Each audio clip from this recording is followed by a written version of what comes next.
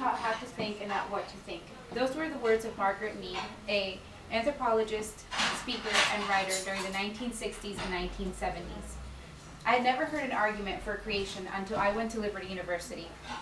This is because throughout my high school and middle school career, I had always been taught the evolution arguments instead of anything else. In America, a person's right to freedom of speech is protected by the Constitution. Therefore, schools should be given the right to teach both creationism or intelligent design and evolution. The science curriculum in public schools should change because, number one, it is endangering our rights and the rights of the future generations. Number two, it is based on a disbelief of God. And number three, we can do something about it by being involved in the administration of our public schools. My first point is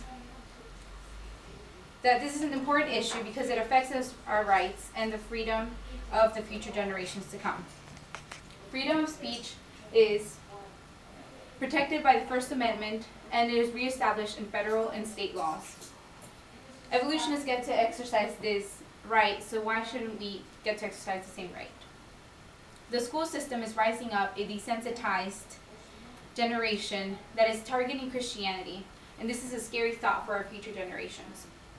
My second point is that this is a belief that has been established on deism, which was strengthened by the findings of the scientific revolution.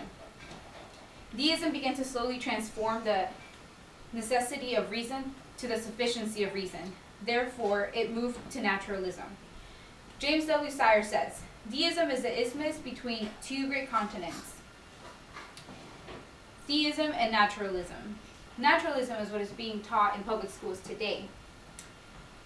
Silencing the truth is a tool that the enemy has used to keep people in darkness. Not only that, but it has confused many Christians because that's what they have been taught throughout their whole entire lives.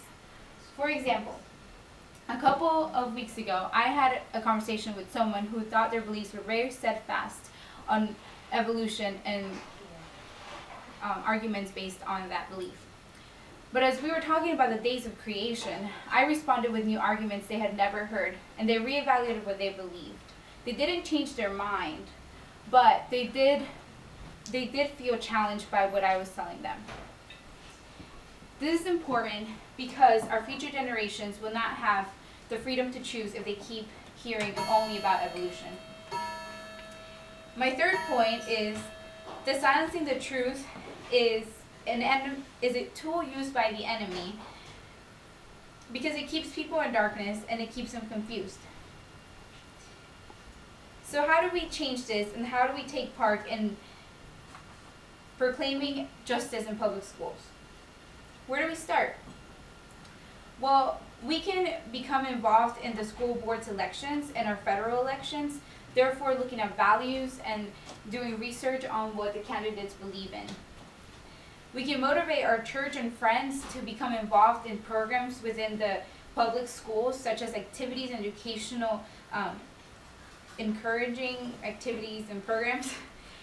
Last but not least, we can learn scripture well so we can defend our beliefs and be able to speak up whenever we're given the opportunity. We should stand up against the injustice of public schools because it is a violation of our rights. It is also based on a disbelief in God. And third, it is important for us to fight for the sake of our present and future generations.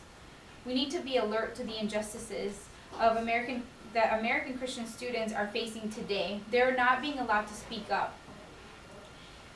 Their future and ours is at stake because in upcoming generations, when we are older, they will be leading our country.